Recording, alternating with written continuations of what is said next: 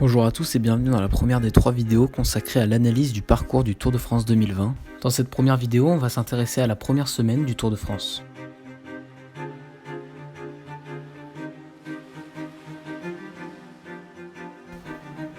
Contrairement aux années passées, la première semaine du Tour de France sera très accidentée, avec un départ dans les Alpes, à Nice, et 3 étapes de montagne.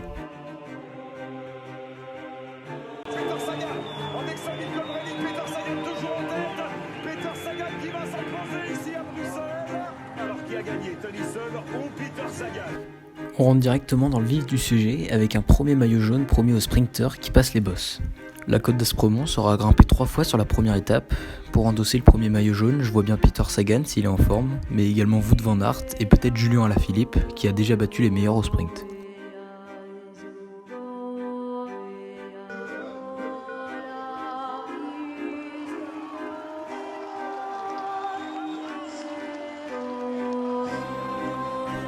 La deuxième étape du Tour va redistribuer les cartes entre les favoris du général, avec le col de la Colmiane déjà emprunté sur Paris-Nice en début de saison, puis le col de Turini de 15 km à 7,1%, pour terminer avec le col d'Aise et le col des 4 chemins.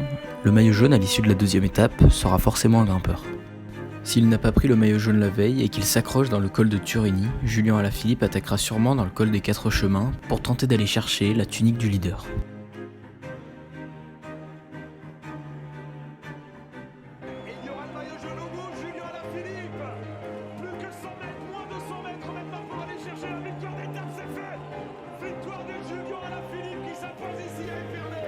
La troisième étape sera la première étape de plaine de ce tour, promise aux purs sprinters.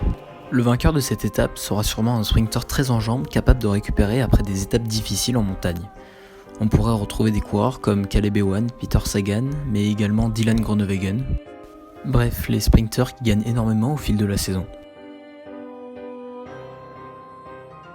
Caleb Ewan is waiting, Viviani gets through, the green jersey Sagan is in the mix, Groenewegen has faded, Viviani, he gets there, he's victorious. 156 km séparent Sisteron de Orsières-Merlette pour cette 4e étape du Tour de France et pour la même occasion, la première arrivée au sommet de cette 107e édition.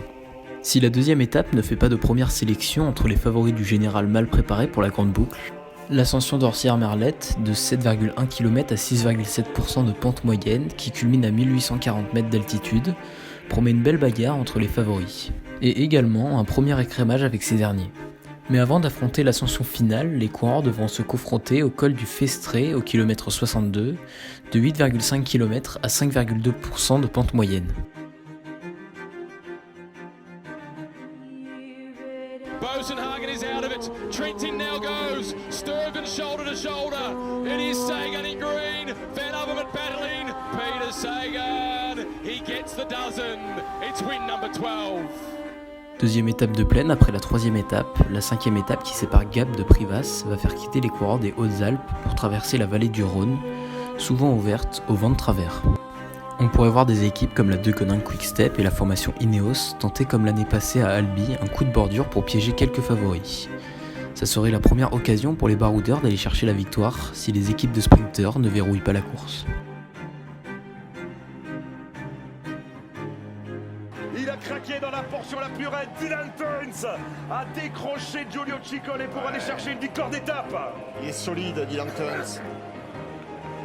Dylan Teuns qui va aller chercher donc la victoire d'étape et le pauvre Giulio Ciccone qui n'aura peut-être... Il a complètement fait exploser, il s'accroche évidemment, il croit au maillot jaune encore, la victoire d'étape c'est fichu. Premier, Dylan Teuns à la planche des belles filles, poussé par Stéphane Bourri parce qu'il est à bout. Et Giulio Ciccone qui va peut-être se consoler avec le maillot jaune, mais ça me semble...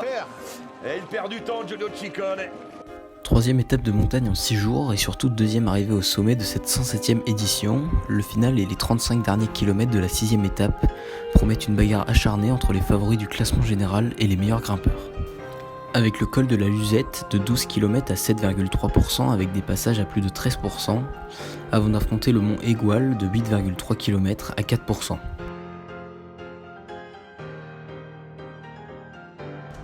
Ça y est, Groenewegen est parti, attention, il y a Viviani sur la gauche de la route, Caleb Ewan qui va essayer de passer. Est-ce que c'est Caleb Ewan? Groenewegen et victoire de Groenewegen devant Caleb Ewan. La 7ème étape du Tour, assez vallonnée dans son ensemble, va sûrement faire l'écrémage parmi des sprinteurs peu à l'aise sur des terrains montants. À l'arrivée, on pourrait retrouver des coureurs comme Peter Sagan, Michael Matthews, Mathieu Van Der Poel ou encore Wout van Aert. Alors que les purs sprinters comme Dylan Groenewegen, Elia Viviani ou Caleb Ewan auront du mal à passer la ligne d'arrivée en vainqueur. Voilà, je vous laisse me dire ce que vous avez pensé de cette analyse sur la première semaine du Tour de France. Pour me soutenir, partagez cette vidéo, abonnez-vous et activez la cloche de notification. Et moi je vous dis à samedi prochain pour la deuxième analyse du parcours du Tour de France sur la deuxième semaine.